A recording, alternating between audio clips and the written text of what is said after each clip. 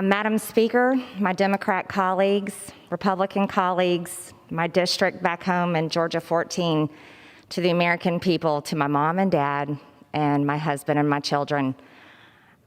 I've been here for 1 month and a day, and I've gotten to know part of my conference, my Republican colleagues, but not even all of them yet. I haven't gotten to know any of my Democrat colleagues, and I haven't had to have any conversations with any of you to tell you who I am and what I'm about. You only know me by how Media Matters, CNN, MSNBC, and the rest of the mainstream media is portraying me. What you don't know about me is that I'm a very proud wife of almost 25 years, that I'm a mother of 3 children, and I consider being a mother the greatest blessing of my life and the greatest thing that I'll ever achieve. I'm proudly the first person to graduate college in my family, making my parents very happy and proud. I'm also a very successful business owner. We've grown our company from 1 state to 11 states. I'm a very hard worker. I've always paid my taxes. I've never been arrested. I've never done drugs, but I've gotten a few speeding tickets in my day. What you need to know about me is I'm a very regular American, just like the people I represent in my district and most people across the country. I never ever considered to run for Congress or even get involved in politics. As a matter of fact, I wasn't a political person until I found a candidate that I really liked, and his name is Donald J. Trump when he ran for president. To me, he was someone I could relate to, someone that I enjoyed his plain talk, not the offensive things, but just the way he talked normally. And I thought, finally, maybe this is someone that will do something about the things that deeply bother me, like the fact that we're so deeply in debt that our country has murdered over 62 million people in the womb. The fact that our borders are open and some of my friends have had their children murdered by illegal aliens. Or perhaps that maybe we can stop sending our sons and daughters to fight in foreign wars and be used as the world's police, basically. Or maybe that our government would stand up for our American businesses and our American jobs and make the American people and the American taxpayers their focus. These are the things that I care about deeply. So when we elected President Trump, and then I started seeing things in the news that didn't make sense to me, like Russian collusion, which are conspiracy theories also, and have been proven so. These things bothered me deeply, and I realized just watching CNN or Fox News, I may not find the truth. And so what I did is I started looking up things on the internet, asking questions like most people do every day. Use Google. And I stumbled across something, and this was at the end of 2017, called QAnon. Well, these posts were mainly about this Russian collusion information. A lot of it was some of what I would see on the news at night, and I got very interested in it. So I posted about it on Facebook, I read about it, I talked about it, I asked questions about it, and then more information came from it. But you see, here's the problem. Throughout 2018, because I was upset about things and didn't trust the government, really, because the people here weren't doing the things that I thought they should be doing for us, the things that I just told you I cared about. And I want you to know, a lot of Americans don't trust our government, and that's sad. The problem with that is, though, is I was allowed to believe things that weren't true, and I would ask questions about them and talk about them. And that is absolutely what I regret. Because if it weren't for the Facebook post and comments that I liked in 2018, I wouldn't be standing here today, and you couldn't point a finger and accuse me of anything wrong, because I've lived a very good life that I'm proud of, my family's proud of, my husband's proud of, my children are proud of, and that's what my district elected me for. So later in 2018, when I started finding misinformation, lies, things that were not true in these QAnon posts, I stopped believing it. And I want to tell you, any source, and I say this to everyone, any source of information that is a mix of truth and a mix of lies is dangerous, no matter what it is saying, what party it is helping, anything or any country it's about. It's dangerous.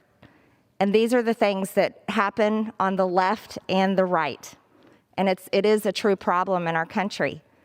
So I walked away from those things, and I decided I'm going to do what I've done all my life. I'm going to work hard and try to solve the problems that I'm upset about. So I started getting involved in politics. You see, school shootings are absolutely real. And every child that is lost, those families mourn it.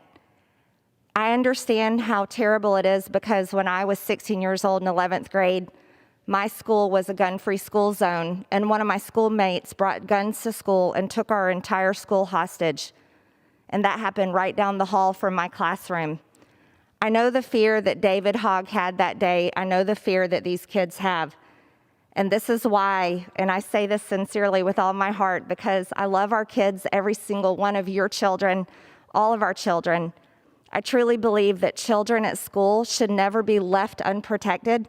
I believe they should be just as protected as we were with 30,000 National Guardsmen. Our children are our future, and they're our most precious resource. I also want to tell you 9/11 absolutely happened. I remember that day crying all day long watching it on the news. And it's a tragedy for anyone to say it didn't happen. And so that I definitely want to tell you, I do not believe that it's fake. I also want to tell you that we've got to do better. You see, big media companies can take teeny tiny pieces of words that I've said, that you have said, any of us, and can portray us into someone that we're not. And that is wrong. Cancel culture is a real thing. It is very real. And when big tech companies like Twitter, you can scroll through and see where someone may have retweeted porn. This is a problem. This is a terrible, terrible thing. But yet, when I say that I absolutely believe with all my heart that God's creation is He created them male and female, and that should not be denied, when I am censored for saying those type of things, that is wrong. You see, here's the real situation. I decided to run for Congress because I wanted to help our country. I want Americans to have our American dream. I want to protect our freedoms. This is what I ran for Congress on. I never once said during my entire campaign, QAnon. I never once said any of the things that I am being accused of today during my campaign. I never said any of these things since I have been elected for Congress. These were words of the past, and these things do not represent me. They do not represent my district, and they do not represent my values. Here's what I can tell you. I am beyond grateful for this opportunity, and I'll tell you why. I believe in God with all my heart, and I'm so grateful to be humbled, to be reminded that I'm a sinner and that Jesus died on the cross to forgive me for my sins. And this is something that I absolutely rejoice in today to tell you all. And I think it's important for all of us to remember none of us are perfect. None of us are. And none of us can even come close to earning our way into heaven just by our acts and our works. But it's only through the grace of God. And this is why I will tell you, as a member of this Congress, the 117th Congress, I am a passionate person. I'm a competitor. I'm a fighter. I will work with you for good things for the people of this country. But the things I will not stand for is abortion. I think it's the worst thing this country has ever committed. And if we are to say in God we trust, how do we murder God's creation in the womb? Another thing I will say to this body is I want to work with all of you for our people. It should be America first always, always, and there's nothing wrong with that. And if this Congress is to tolerate members that condone riots that have hurt American people, attacked police officers, occupied federal property, burned businesses and cities, but yet wants to condemn me and crucify me in the public square for words that I said and I regret a few years ago, then I think we are in a real big problem, a very big problem. What shall we do as Americans? Shall we stay divided like this? Will we allow the media that is just as guilty as QAnon of presenting truth and lies to divide us? Will we allow ourselves to be addicted to hate and hating one another? I hope not, because that's not the future I want for my children, and it's not the future I want for any of your children. I yield back my time. Thank you.